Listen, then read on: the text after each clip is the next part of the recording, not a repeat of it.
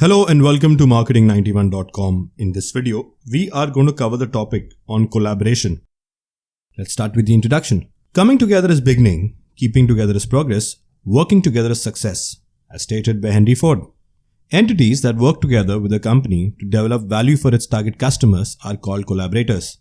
Associates of a company like suppliers, distributors, R&D agencies, advertising agencies are collaborators. These collaborators aid the company in building business and developing a valuable offering. Moving forward, the example of Apple and Foxconn. Honhai Precision Industry Company is better identified as Foxconn. Foxconn is the main supplier to Apple and various other tech giants. The company assembles a sizable percentage of iPhones along with some other prominent consumer devices like the iPad that are sold globally every year. Due to this, Foxconn ranks as the world's largest contract electronic manufacturer. It has a pivotal role in the technology industry's chain of supply. Majority of the manufacturing operation is based in China. Moving forward, IKEA and the Indian suppliers. IKEA India has existed in India as a part of the INGKA group for the past 30 years. It has been sourcing several varied commodities for IKEA stores worldwide. Currently, IKEA sources products for nearly 315 million euros per year. It has the aim of doubling the number in the coming years to fulfill the global and Indian needs. IKEA works with approximately 48 Indian suppliers.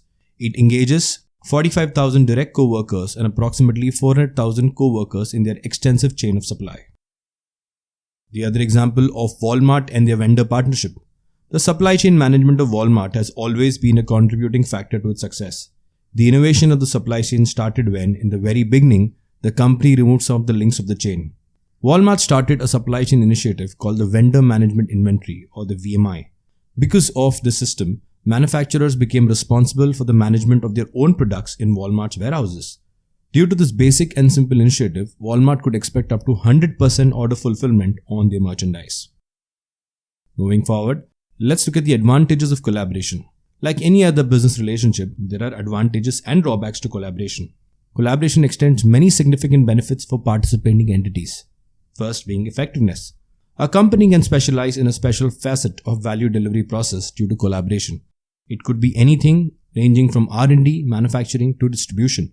It helps each party to benefit from the other party's expertise. It can give both entities a competitive advantage. Next, cost efficiency. Cost efficiency creates value for an offering. An offering is made cost efficient as every collaborator can attain economy of scale and experience by gaining expertise in a given function. Specialization also encourages the company's investment in cost-efficient solutions like inventory management system, which would not have been invested in otherwise. Next, flexibility. Compared to insourcing, collaborators require less obligation of resources. They also offer tremendous flexibility when it comes to switching technology, penetrating new markets, or exiting the current markets.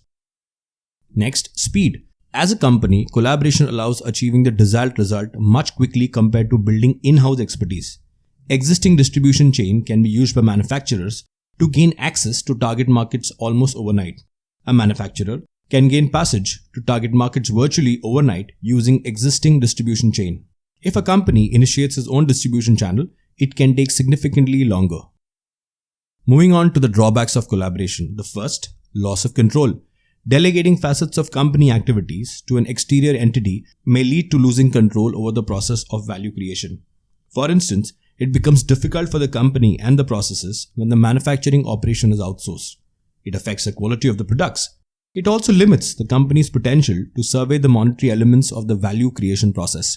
It was announced Foxconn, as stated earlier, Apple's contract manufacturer, would manufacture its own phones.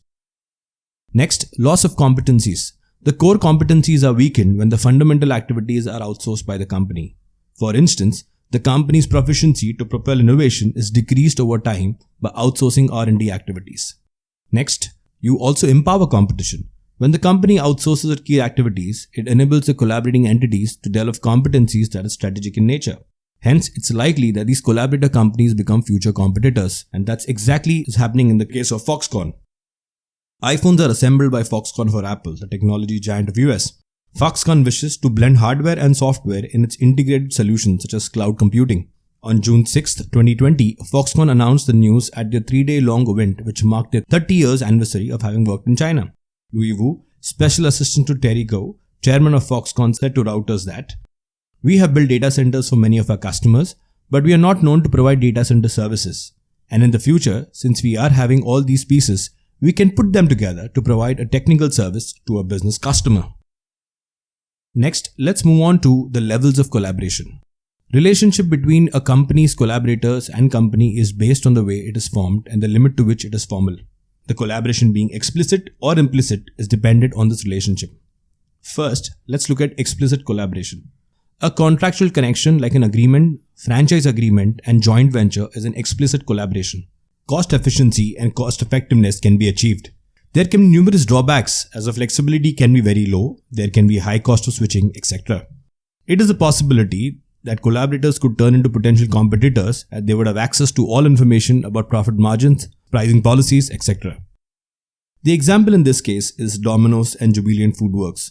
In India, Sri Lanka, Nepal and Bangladesh, the master franchisee of Domino's Pizza is Jubilant Foodworks Limited. They possess the sole and exclusive rights to own and operate Domino's Pizza restaurant in all these territories. Next, Reliance Brand Limited. Ranging from luxury, bridge to luxury, high premium and high street lifestyle, Reliance Retail has a portfolio of over 45 international brands. Reliance Brand Limited possesses the rights to run super premium global brands in India. Some of these premium brands include Diesel, Gas, Superdry, Brooks Brothers, Burberry, Coach, Giorgio Armani, Hamleys, Jimmy Choo, Kate Spade New York, and Steve Madden. Now moving on to implicit collaboration. Implicit collaboration has no contractual agreements or relationship between the collaborators. It's more flexible. This flexibility could come at the cost of ineptitude to foresee the behavior of the channel member. This category of collaboration comes with very poor levels of commitment from the channel members. Implicit collaboration also lacks a system of integration, which results in a lack of cost efficiency in comparison to explicit collaboration. The typical example is in India, FMCG companies provide products to mom and pop stores, which are known as Kirana Walas. They stock products from all the brands, including your competitors. So that's it, folks. This brings an end to the topic on collaboration. These are some of the sources and links referred to for the content in the video. If you have liked the video, do subscribe to our channel. If you want to view these videos in an organized manner, you can visit freecourses.net, where all our videos are arranged in the form of courses. Thank you and see you in the next video.